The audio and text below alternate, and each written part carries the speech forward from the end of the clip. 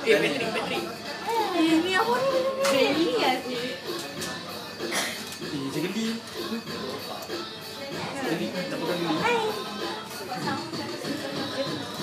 Dia tahu betul lah itu aku kat atas itu.